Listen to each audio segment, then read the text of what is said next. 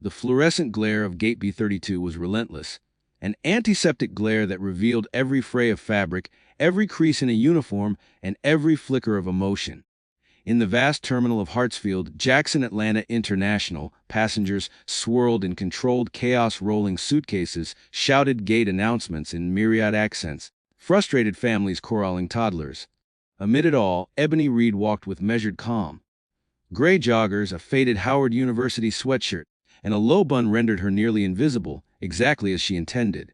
Her first-class boarding pass flashed confidently on her phone, Ascend Air Flight 1142, Atlanta to Washington, D.C., Seat 1A, a small luxury after 10 grueling days running Operation Safe Skies, her covert federal audit of airport security protocol. She had been in disguise for over a week, playing flustered tourists, assertive CEOs, and meek first-time flyers. The simple outfit now was not an oversight. It was armor, designed for comfort, invisibility, and, if needed, de-escalation. The gate was crowded, as it always was. A mix of business suits and vacation wear, crying babies and blinking tablets. Ebony glanced briefly at the name tag of the woman behind the counter, Brenda, mid-40s.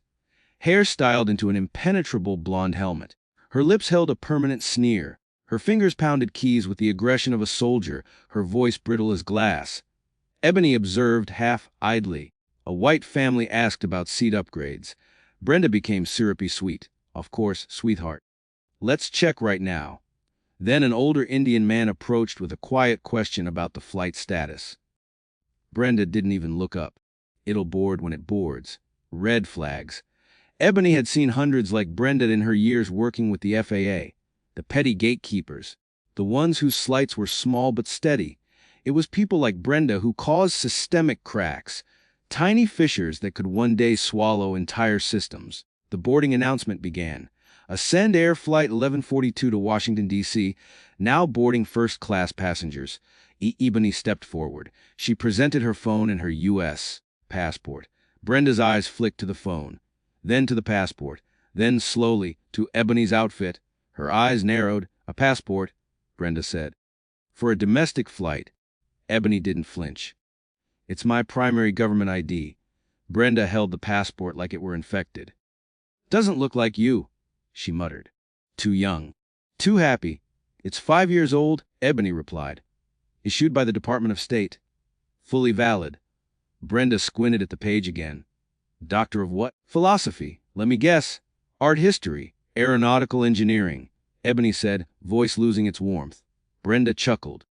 You people always come prepared with a story. Ebony's jaw clenched. Then, without warning, Brenda tore the passport in half. It was like a gunshot in a cathedral. Everything froze. The line behind Ebony gasped. A child stopped mid-sentence. The two halves of the passport fluttered down like autumn leaves. Silence swelled. Ebony looked down. Not at Brenda. At the remains of her passport, the federal document that had taken her across continents. Shredded. Brenda smirked. That solves that. Ebony lifted her eyes. The traveler was gone.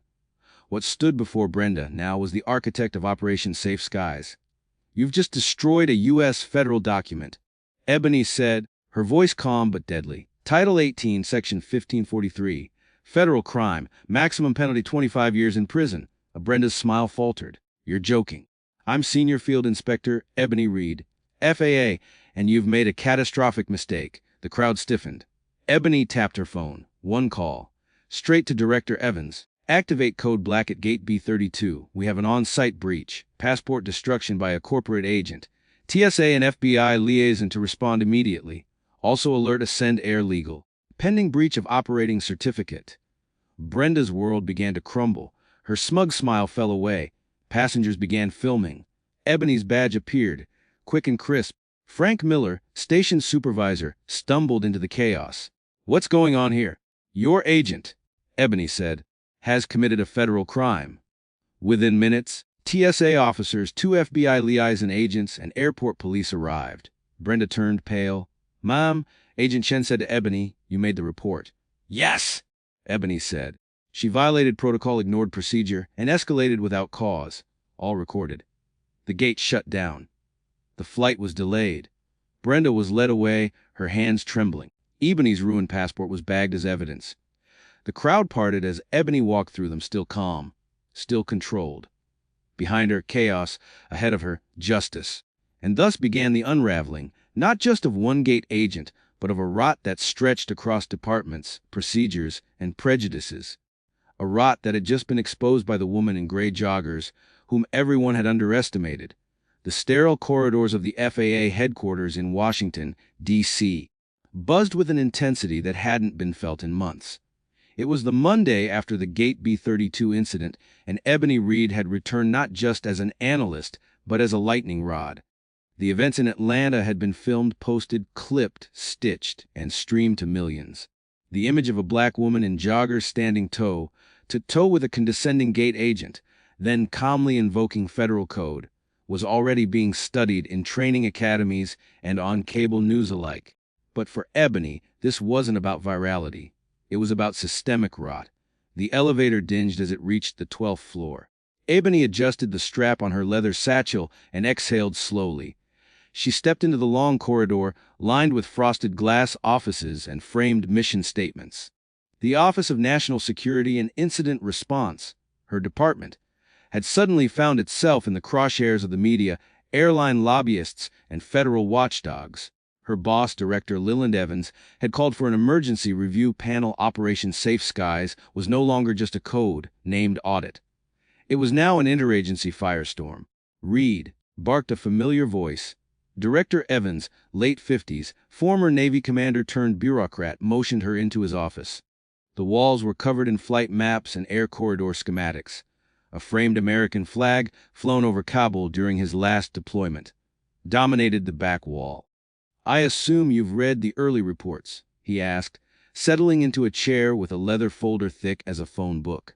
"Yes, sir," Ebony replied. "Initial internal memo confirms Brenda Kowalski acted outside protocol, destroyed federal ID, and has 3 formal complaints previously buried by her supervisor." Evans grunted. "It's worse than that. We found 6 complaints total, most never escalated. Plus, a pending lawsuit filed by a disabled veteran who missed a flight after being interrogated over a prosthetic leg." Ebony sat upright. "This isn't just about one age." "Not then. No," Evans agreed. "It's about a culture of unchecked power." He tossed the folder onto the desk. "Which is why I'm giving Yaya jurisdictional override. Full access.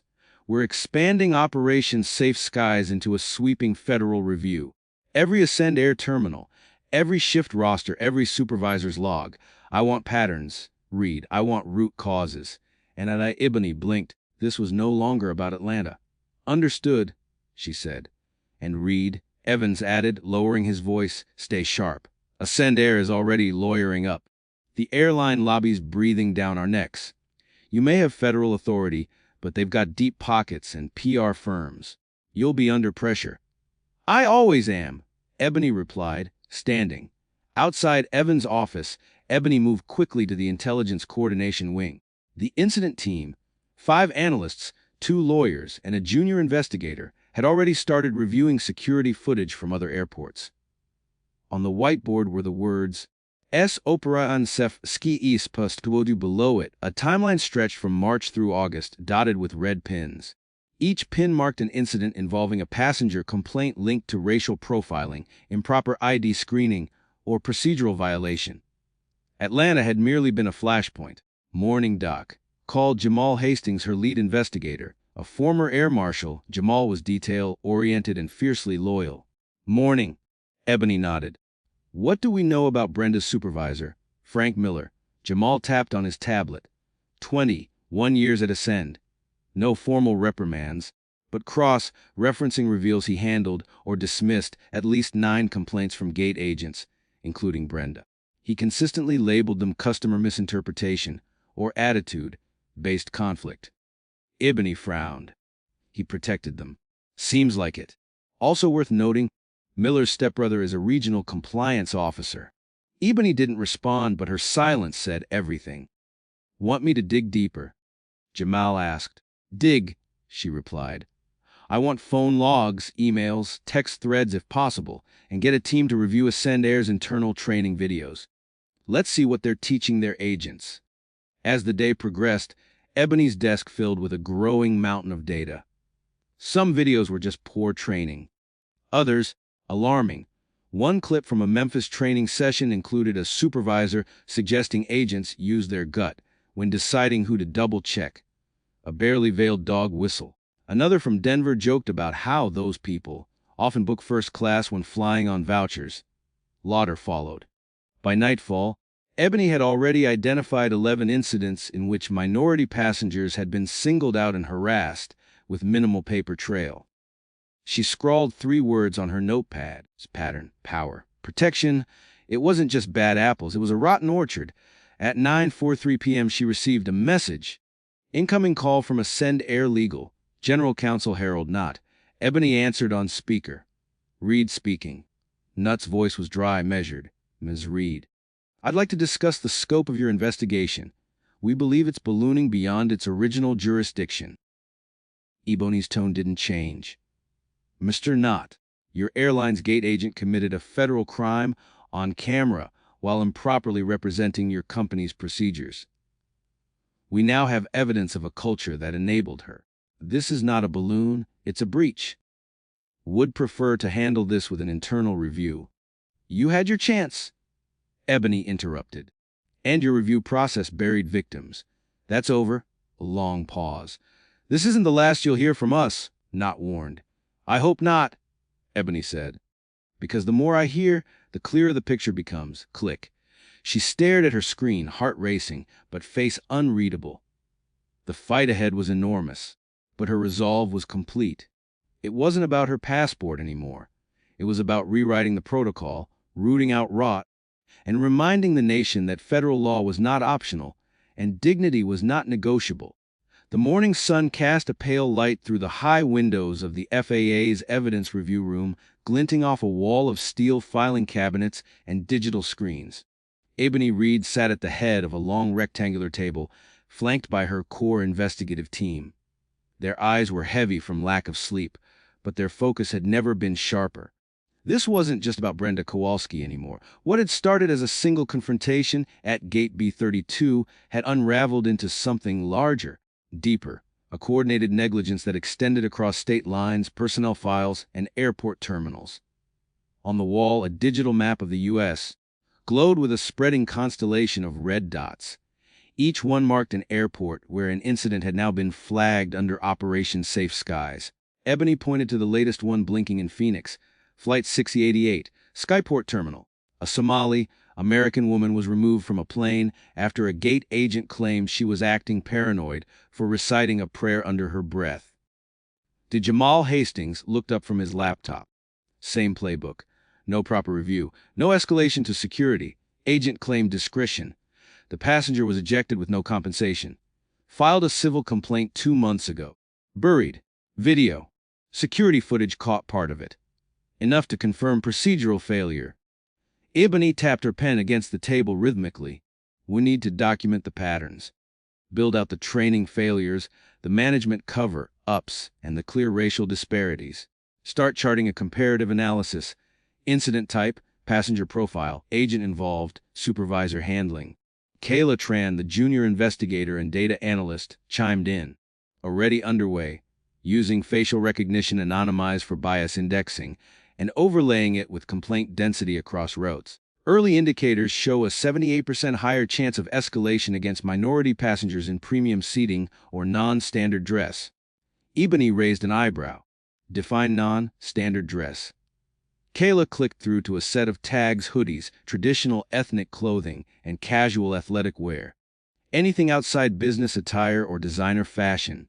Great. So if you're not dressed like a CEO or a tennis pro, you're a threat. Ebony's tone was dry. Jamal smirked grimly. Pretty much. They worked in concert for hours, the room humming with the low buzz of quiet intensity. At noon, Director Evans stopped by, tossing a packet onto the desk. Thought you might want this. Internal HR report from Ascend Air. Someone leaked it anonymously. It's not pretty. Ebony opened the manila envelope. The first page made her stomach turn. A line graph of complaint frequency by race of passenger. Beneath it, notes on response time from the company's incident response team. Let me guess, she said. Longer delays and fewer resolutions when the passenger is black, Hispanic, Or Muslim. Evans nodded. It gets worse. Page 12. They have a code phrase for delaying escalation awaiting cultural verification. Jamal muttered. That's not policy. That's racism with a thesaurus. Ebony's expression hardened. This can't just be an audit anymore. We need to push for federal penalties, procedural reform mandates, and executive accountability. We're not just investigating Ascend Air. We're setting the standard for the entire industry. They broke for a late lunch, though few had an appetite. Ebony stepped outside the building, needing air. The early spring breeze smelled faintly of cherry blossoms and exhaust fumes. She leaned against the cold marble of the entry columns, staring into the chaos of downtown D.C. Back inside, she met with Kayla and Jamal in the secure media room. The lights dimmed. The footage played. A middle-aged Sikh man in a navy blazer stood patiently in line for boarding. The agent, a young white man, took one glance at his turban and demanded additional ID. The man calmly complied. Then, without explanation, the agent walked away with the ID and called security. 5 minutes later, TSA agents appeared. The man was taken aside, questioned for 40 minutes, and ultimately allowed to board, but not before missing his assigned seat and having his carry-on checked against policy. No violations on his record. No flags, Jamal confirmed. He was a government consultant flying home. Ebony felt her throat tighten. That's not training failure. That's a worldview failure. She turned to Kayla. We're adding lax to the top-tier review list. I want every gate agent their cross-referenced against internal bias training logs. Yes, Mom. By nightfall, the office looked like a command center in the middle of a crisis. Screens filled with data. Maps covered in pins and annotations. Every new finding painted a picture of systemic failure rooted in prejudice disguised as policy. At 10:12 p.m., Ebony sat down to compose the preliminary Phase 2 report. The words came faster than she expected. Tour. The pattern is undeniable. Ascend Air, under the guise of discretion and security, has permitted a subculture of discriminatory enforcement practices. These patterns suggest not isolated misconduct, but a tacitly endorsed systemic failure. The consequences are not only unethical, they represent a breach of federal aviation law, civil liberties, and public trust. She signed her name and uploaded the encrypted file. This was no longer just about reform. It was about reckoning. By the time the sun rose the next morning, the FAA's Washington headquarters was in full crisis response mode. The events at Gate B32 had triggered a chain reaction throughout the aviation oversight community. Media outlets had already begun circling the story like vultures, though so far, without names or video footage. Ebony Reed knew the silence wouldn't last long. The fourth floor of the building buzzed with activity. Federal agents, data analysts, compliance officers, and legal counsel were stationed in a series of war room configurations. Monitors displayed not just security footage and incident reports, but also social media feeds, airline response statements, and internal communications recovered from whistleblowers. What had begun as a routine audit now resembled an intelligence operation. Ebony entered the central command room, where a massive projection screen displayed a digital dashboard titled AS Operation Safe Skies Phase 2. It mapped the expanding scope of the investigation. Color-coded layers displayed severity levels, confirmed incidents, whistleblower reports, and open federal inquiries. Kayla Tran was already at her post, sleeves rolled up and eyes scanning multiple screens at once. Good morning, Dr. Reed. We've added 3 new confirmed incidents overnight. One at O'Hare, one in Charlotte, and another in Denver. All matching the same patterns: improper ID scrutiny, racial profiling, unjustified removals. Denver's was especially egregious. An indigenous woman was asked to prove her tribal affiliation to the board. Ebony rubbed her temple. Any footage? Kayla nodded grimly. Security camera caught it all. Local media hasn't picked it up yet. Jamal Hastings entered with 2 paper cups of coffee, handing one to Ebony. Also, Director Evans got a preemptive call from Ascend Air's legal team. They're concerned about regulatory overreach. Ebony took a sip, her expression neutral. Let them be concerned. Once the footage gets out, the public outrage will make regulatory overreach the least of their worries. She turned to the rest of the team. I want every major airport's training records pulled, especially Ascend's internal compliance modules.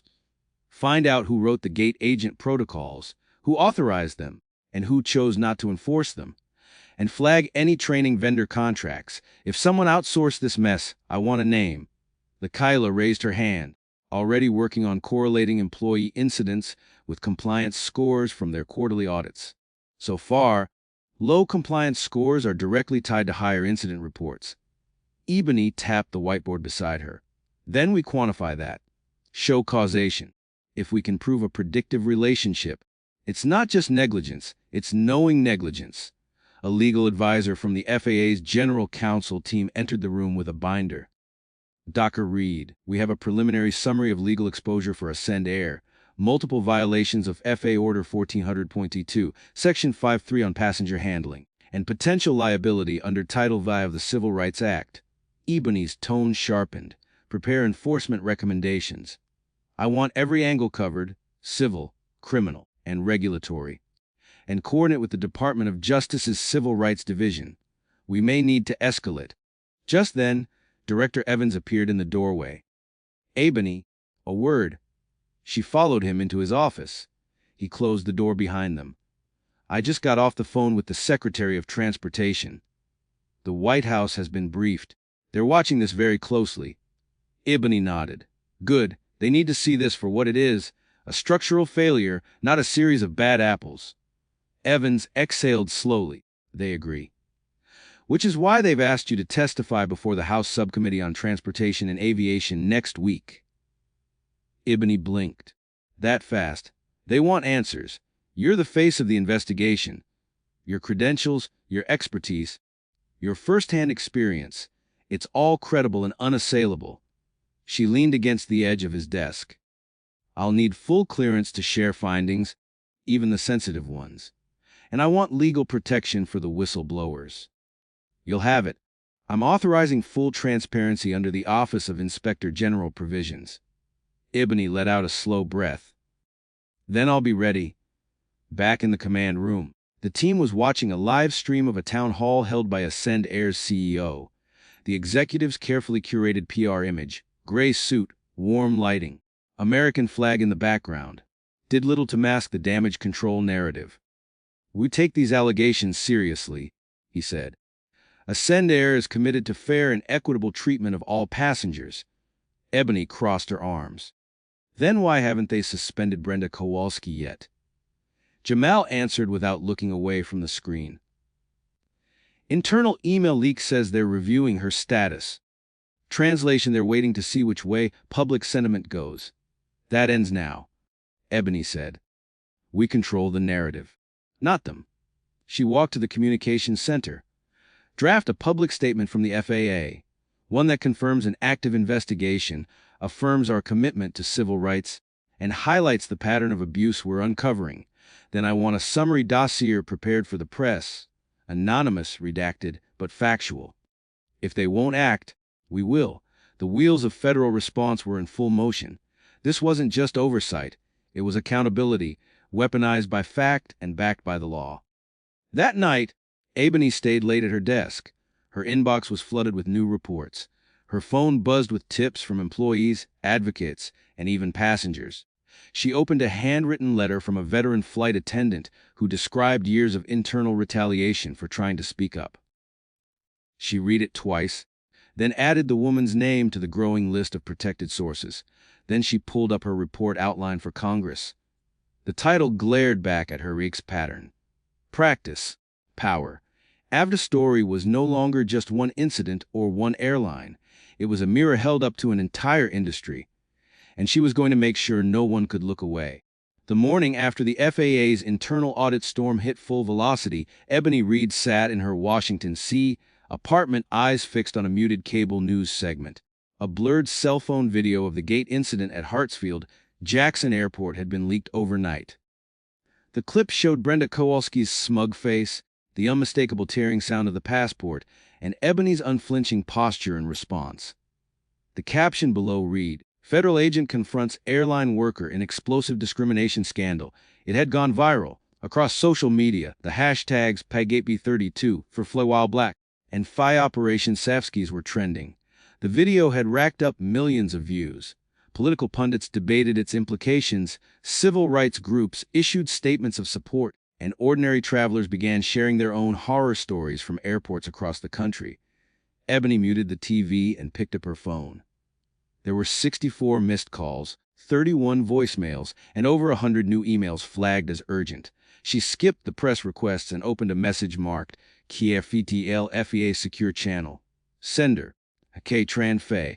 Gov's made okay, Tran Fei. Gov subject: new whistleblower priority Dr. Reed. We've received an anonymous drop from a current Ascend Air employee.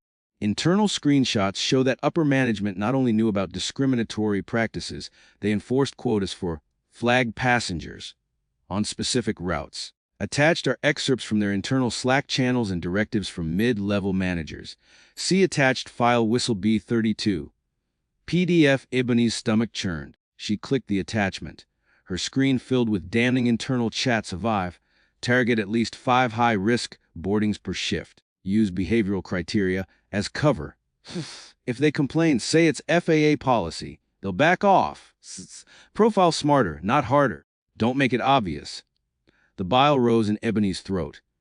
These weren't isolated rogue employees. It was a culture, a codified system designed to cloak bias in the language of safety. It was precisely the kind of systemic rot her audits aimed to uncover. She grabbed her bag and headed to the FAA command center. Back at HQ, the mood had shifted. The leak had moved them from audit mode into full enforcement. Director Evans was in his office on back-to-back calls with DOJ officials and congressional aides. Jamal was coordinating with DOJ prosecutors. Kayla had locked herself in the evidence review room, combing through the whistleblower document for corroborating details. When Ebony arrived, she went straight to the data team. "I want predictive models," she told a young analyst. "Give me a breakdown which routes had the most flagged passengers and match it with those Slack quotas. Use NLP to extract the frequency of code words. Secondary random behavioral flag. If there's a pattern, I want it on my desk today." "Yes, Dr. Reed." She walked past a group of legal advisors huddled over binders, reviewing compliance matrices for every Ascend hub. Ebony stopped at one table where a labor specialist was scanning union grievance reports. "Anything useful?" she asked. The woman looked up. "More than useful. We've got complaints dating back 8 years. Internal retaliation against employees who refuse to flag by instinct, several cases settled with NDAs. Catalog them," Ebony said. "I want patterns by region, by supervisor, and by outcome." By noon, she was in a video conference with the Inspector General. Flanked by Evans and 2 DOJ reps, she laid out her case. "Ascend Air didn't just fail to comply," she said. "They weaponized compliance.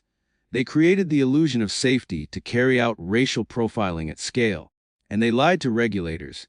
The IG leaned forward. "Do you have evidence of executive knowledge?" Ebony clicked a slide.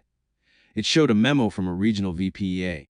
"We're preparing subpoenas," the DOJ lawyer said. "This is bigger than a civil fine. We're talking criminal negligence, maybe even conspiracy under Title 18. "Good," Ebony replied, "because they've been conspiring against their passengers for years."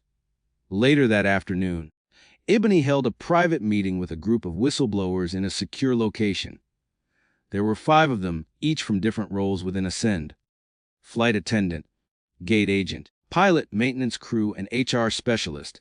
The HR whistleblower, a woman named Celeste, spoke first. "I tried to report this years ago. I was told to shut up or find another job. They said gate profiling wasn't policy. It was employee discretion." The pilot, a burly man with silver hair, nodded. "I refused to sign off on a flight once because they removed a black passenger with no reason. My chief pilot told me to mind my business if I wanted my pension." The youngest in the group, a former gate agent, fidgeted nervously. "We were given lists. Not formal documents, more like whispers. I was told to flag low-yield passengers. That usually meant people who didn't look like business travelers." Ebony listened intently. Every word was another brick in her case. "Your stories will be heard," she said. "But for now, your identities are protected. We'll refer to you by code names in all reports." She handed out copies of the whistleblower protection brief, then turned to Celeste. "I need one more thing," Ebony said. "Find me the origin point. Who started this culture? Who built it and signed off?" Celeste didn't hesitate. "I'll get you the name." That night, the FAA issued its first formal statement. The FAA is conducting an active investigation into systemic compliance violations at Ascend Air. Our mission is to ensure air travel remains safe, equitable, and free from discriminatory practices. We will pursue enforcement actions to the fullest extent of the law. The statement was picked up by every major outlet: CN, The Washington Post, SNBC. Even conservative outlets ran it, with varying spins. And while the airline's PR machine sputtered into damage control, the American public had already chosen a side. Ebony Reed's inbox flooded again, but this time with gratitude. Emails from passengers who had once felt invisible. Messages from former Ascend employees who now want to testify. A retired black pilot sent her a simple line: "I wish you'd been around when I flew. Thank you." Ebony sat at her desk, staring at the blinking cursor in her congressional report draft. She began to type. "The enemy is not policy. It's the shadow of policy. The parts that live in winks and whispers, in unwritten rules and unchecked power. The parts no one owns until now." 3 days after the FAA's formal statement rocked the national airwaves, Ebony Reed sat in an underground conference room deep within the FAA's Central Enforcement Branch. The concrete walls were windowless and reinforced. The air recycled through a humming HVAC system that barely masked the tension coiled within the room. Her team, handpicked in battle, tested, filled every seat around the oval steel table. They were soldiers now, analysts, prosecutors, investigators, cybersecurity experts. And the mission was clear: dismantle Ascend Air's culture of discrimination from the inside out. A map of the United States glowed on the screen behind her, overlaid with red markers, each pin representing a verified incident of gate-level profiling. "These are not anomalies," Ebony said, her voice crisp. "They're data points in a coordinated system." Kayla, her evidence analyst, switched the slide. On screen appeared internal emails from Ascend's regional HR departments. It was code. Thinly veiled instructions to justify profiling through semantics and bureaucracy. Ebony turned to the group. "This isn't incompetence. It's an industrialized bias. We're not just auditing an airline. We're auditing a worldview." Jamal raised a hand. "We just got confirmation. DOJ is greenlighting subpoenas for Ascend's internal communication servers. Everything: emails, Teams chats, Slack, SMS backups. They've cracked one of the encrypted archives." The room pulsed with the electricity of a turning tide. "What's in it?" Ebony asked. He flipped his laptop around. The chat window displayed a conversation between two high-level Ascend compliance officers. Kayla sucked in her breath. "They're retrofitting suspicion. Profiling first, justifying later." Ebony nodded grimly. "Get that chat log verified and sent to the IG. I want those names pulled, their credentials revoked. Starting now." Meanwhile, Ascend Air's legal fortress had activated. In a gleaming Manhattan skyscraper, attorneys gathered for what would become the longest strategy session in the airline's history. Senior legal counsel Evelyn Grant presided over the table, her face carved from polished stone. "We are exposed," she said flatly. "Our internal comms are discoverable. And now there are whistleblowers." One of the younger associates, clearly panicked, asked, "Can't we claim those are isolated employees?" "Bad apples." Evelyn shot him a withering glare. "You don't isolate a culture that goes back years. If even one of those chats includes executive approval or tacit encouragement, we're not just liable. We're criminals." An older partner interjected, "We need a scapegoat, someone mid-level. Kowalski's already fired. Find another manager to hang this on." But it was too late. Ebony had already outpaced them. Back in D.C., the FAA's cyber forensics team was peeling back the layers of Ascend's digital shell. They discovered a trove of suppressed incident reports, files tagged, not for audit, buried deep in an off-grid server linked to Ascend's executive security team. Among them was a spreadsheet, thousands of rows, each one a name, a date, a flagged flight, a race descriptor, a justification column, most disturbingly, a disposition column. Some readers removed, disrupted, delayed. Others of compliant no action. They had profiled her. As she held the printout up to the light, stunned, they knew who I was. Before the gate, they flagged me intentionally. Kayla narrowed her eyes, meaning the profiling wasn't just biased. It was strategic. They wanted to test you, provoke you. They built the net, Ebony said slowly, and they expected me to fall in it. The next 48 hours passed in a blur of action. Subpoenas dropped, compliance officers were suspended. Agents descended on Ascend's main hubs in Boston, Atlanta, Dallas, and Alax. Data was seized, laptops imaged, and employees interviewed. Meanwhile, media pressure mounted. Ebony refused interviews, but authorized the release of a detailed preliminary report. It read like an indictment. News outlets erupted. Lawmakers called hearings. Activists took to airports, staging peaceful sit-ins with signs that read, and you evaluates and EVS. At a press conference, Director Evans addressed the nation. "The skies belong to all of us," he said.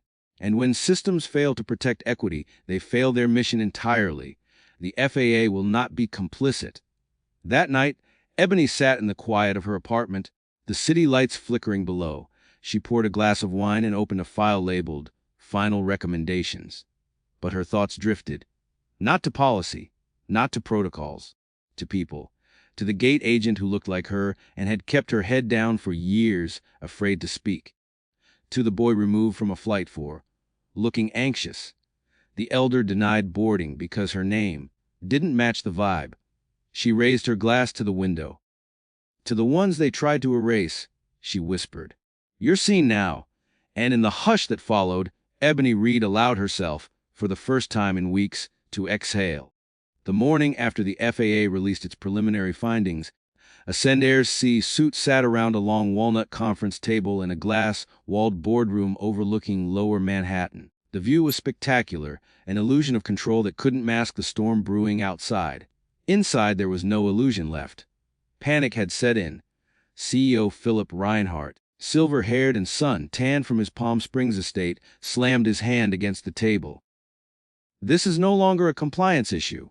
It's a corporate crisis. We're bleeding public trust." A PR consultant, brought in overnight, nodded grimly. "Your brand is synonymous with racial profiling. That video has hit 58 million views. The hashtags #AscendDown and "Fi Gatekeeper Gone Viral" are trending globally." Another executive chimed in, "And it's not just optics. We've lost 4 government contracts overnight, and bookings are down 22%. Philip's voice dropped. "And Brenda, under federal investigation. The FAA is pushing to make her the linchpin of a systemic failure." Philip turned to Evelyn Grant, the senior legal counsel. "Where's our shield?" Evelyn leaned forward. "There is no shield. Ebony Reed cracked our infrastructure. They have chat logs, flagged files, and strategic memos. You don't get out of this with a statement and a donation. We're going to need to rebuild the company from the ground up, or sell it." At the FAA field headquarters in D.C., Ebony reviewed deposition prep. Agent Chen and Agent Davies joined her, notebooks and tablets in hand. On the board, names were listed. Brenda Kowalski, Frank Miller, 7 regional directors, Ascend's former VP of Compliance. Ebony circled the last name in red. "Start with him," she instructed. "Why have 3 separate accounts linking his directives to the escalation of profiling at major hubs?" Davies nodded. "We've got a digital paper trail. Emails with phrasing like maximize behavioral vetting at peak lanes and push discretionary escalations." He signed off on all of it. Chen scrolled through her notes. "What's your aim here? Criminal indictment or corporate restructuring?" Ebony looked up. "Both. We make an example, not of one person, but of the entire machinery." The door opened, and Director Evans stepped in. "Reed, you're going to be asked to testify before Congress. They want the architect of Operation Safe Skies to speak on the record." Ebony exhaled. "Then I'll speak. But I won't sanitize it. They need to understand what we've allowed to happen in the name of security." The congressional hearing was broadcast live across all networks. The chamber was packed. Lawmakers, press, and members of the public crammed into every available seat. Ebony wore a navy suit, her hair pulled back. No makeup save for a single stroke of eyeliner. She looked every bit the professional, but her voice carried the fire of lived experience. Profiling does not make us safer, she testified. It makes us selective. It tells a child he doesn't belong. It tells a grandmother she's a suspect. And it tells agents like Brenda Kowalski that power is a license, not a responsibility. The room was silent. A senator asked, "What would you change?" Ebony didn't hesitate. Transparency in algorithmic flags. Federal tracking of profiling complaints. Mandatory bias training with performance metrics tied to raises. And an ombudsman in every major airport whose sole job is to protect the rights of passengers. The senator leaned back, impressed. And would that have stopped Brenda? No, Ebony replied. But it would have stopped the system that made her think she was right. Back at Ascend, the resignations began. First the VP of Compliance, then the HR director, then 2 board members. Evelyn Grant, after submitting a final report cataloging years of suppressed misconduct, tendered her resignation with 3 words written across the top. "You were Warnhart." Faye Philip Reinhardt, facing mounting shareholder pressure and a petition signed by 2 million flyers, stepped down a week later. In a closed-door settlement, Ascend Air agreed to pay $650 million in damages to affected passengers, commit to an independent oversight board, and fund a national passenger rights program to be developed by the FAA. Ebony was offered the directorship of that program. She accepted. On her first day as director of the Office for Equitable Travel Access, she walked through Reagan National Airport not as an undercover investigator, but as herself. No disguise, no pretense. A black girl in a sweatshirt had been underestimated. A black woman in a suit now redefined the skies. And at Gate B32, the agent scanned boarding passes with a new script, a new set of eyes, and a new sign hanging above the counter. Respect is not optional. Equity is policy. The weeks following the congressional hearing turned the Department of Transportation's headquarters into the nerve center of a national reckoning. The country was no longer just watching Ebony read. They were watching themselves through her eyes. The quiet corridors of bureaucracy pulsed with a new urgency. And at the center of it all was the Office for Equitable Travel Access, newly formed, fiercely focused, and led by Ebony. She didn't begin with press tours or ribbon cuttings. She began with names. Start with the complaints database, she told her new team of analysts. I want every unresolved incident in the last 5 years cross-referenced with travel logs, employee assignments, and outcomes. Analysts worked around the clock. Data flowed in like a torrent, forms, audio recordings, video clips taken from smartphones, internal chat logs, complaint emails lost in corporate spam folders. What emerged was not a series of anomalies. It was a pattern of disproportionate scrutiny. Delays are issued with selective intensity. Credentials questioned, tone policed, comfort disrupted, for black travelers, for brown ones, for those who wore hijabs or spoke with accents, or simply didn't match someone's mental picture of what first class looked like. Ebony sat before the monitor wall, her fingers steepled. "This isn't broken," she said to Agent Chen, who had been temporarily assigned to assist her. "It's doing exactly what it was allowed to do." Meanwhile, at Ascend Air, chaos hardened into consequence. Audits were expanding. Executives were disappointed. A whistleblower from the software development team revealed that the airline's facial verification system had a 23% higher rejection rate for darker-skinned passengers. Data they had flagged internally and been told to bury. The revelation made headlines. Again, Brenda Kowalski, under legal counsel, attempted to shift her narrative. A sit-down interview was aired on a major news network. "I panicked," she said, eyes glassy. "I thought I was protecting the flight. No one trained me for that." But the footage told a different story. The smirk, the destruction of the passport, the casual cruelty disguised as diligence. Public sympathy did not follow. Ebony spent hours each day in a glass-walled office overlooking the Potomac, but her mind was never far from the terminal floor. She instituted policy reviews, set up regional listening sessions, partnered with civil rights attorneys. She interviewed passengers whose cases had been buried. An elderly Navajo woman was detained for using a tribal ID. A Sikh businessman was flagged because his name sounded similar to someone on a list. A trans youth was denied boarding despite a valid, gender-updated ID. each story layered into her resolve. The federal litigation against Ascend moved swiftly. Depositions revealed a culture of performance over protection, a metrics-based bonus system that rewarded employees for escalations, regardless of justification.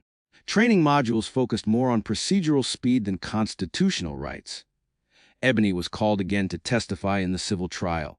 Was it a failure of one employee? The prosecutor asked. Ebony shook her head. It was a failure of values.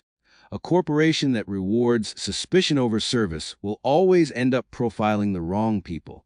Her words became the pull quote on every major outlet's front page. Policy began to shift across the industry.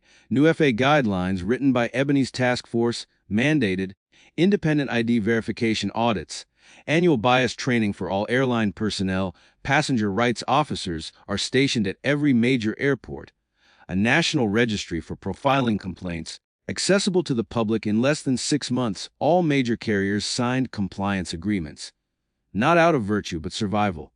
One crisp autumn morning, Ebony visited Hartsfield-Jackson again. Gate B32 had been remodeled.